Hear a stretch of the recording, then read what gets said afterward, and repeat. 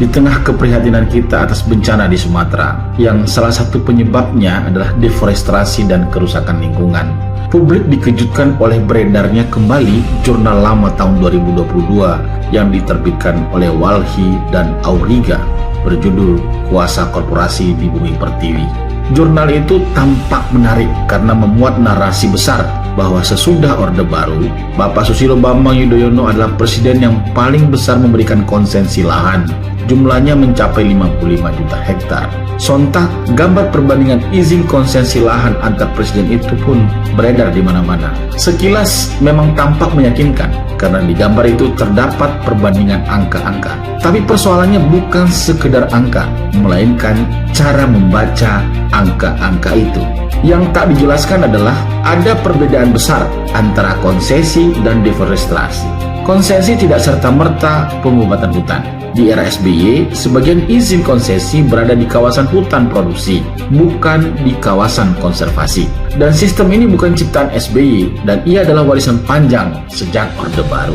Lalu kenapa SBY melakukannya? Di masa pemerintahannya, Indonesia dipenuhi konflik agraria, tumpang tindih izin, dan status kawasan yang tidak jelas. SBY memilih pendekatan yang hati-hati karena satu alasan penting, kepastian hukum atas lahan. Ini soal konsesi. Lalu bagaimana dengan deforestasi? Di akhir masa pemerintahan SBY, laju deforestasi justru menurun. Moratorium izin baru di hutan primer dan gambut mulai dijalankan, dan kebijakan perubahan iklim diperkuat.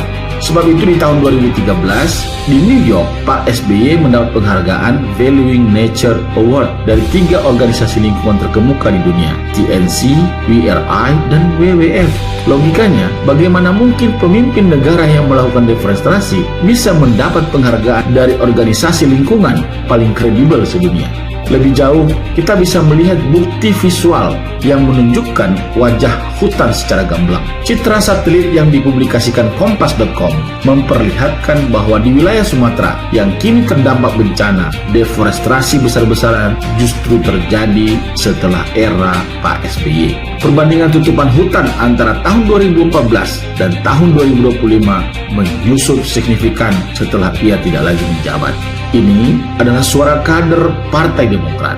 Pemerintahan Presiden Susilo Bambang Yudhoyono memang ada kekurangan, tetapi menudingnya sebagai aktor utama deforestasi adalah narasi yang sesat dan tidak adil, dan justru menyederhanakan persoalan yang kompleks. Namun kita tak menutup mata bahwa bencana di Sumatera saat ini penyumbang terbesarnya adalah deforestasi dan kerusakan lingkungan yang terjadi lintas rezim, lintas sektor, dan lintas kepentingan.